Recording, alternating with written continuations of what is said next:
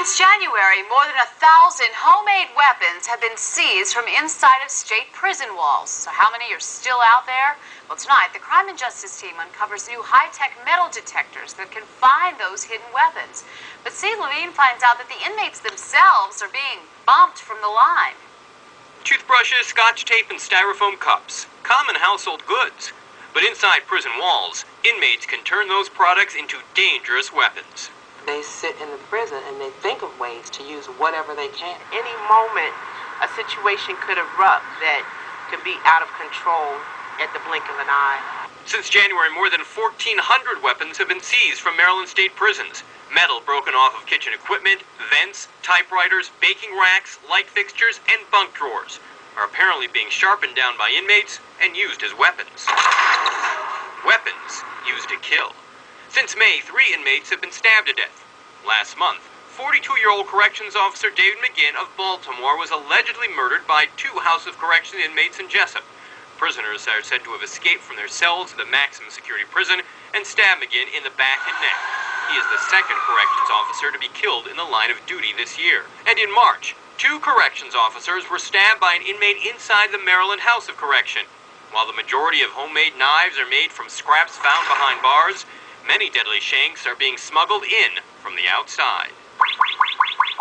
Only the Crime and Justice team has seen how firsthand Maryland's prison system is now fighting back.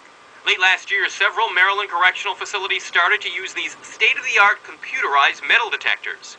If they're there and they walk through the secure scan, we get them. The secure scan systems are produced by Baltimore-based View Systems Incorporated.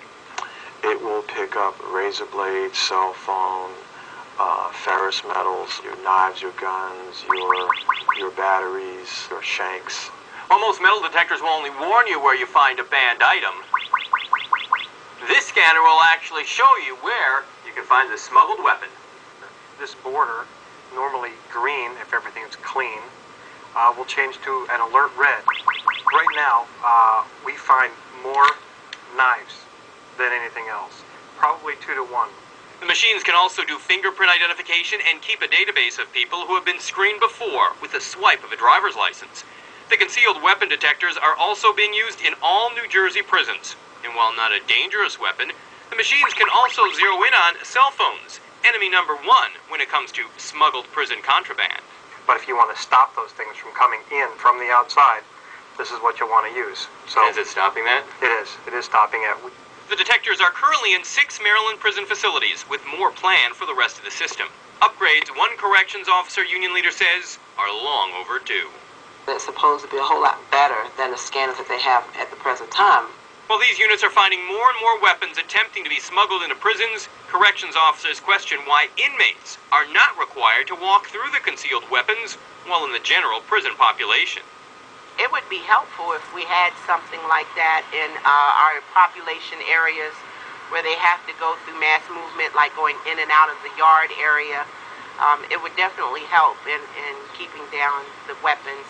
The Maryland House of Corrections, they have really high goals for the facility, and I understand that they're going to have more secure scans placed throughout that facility.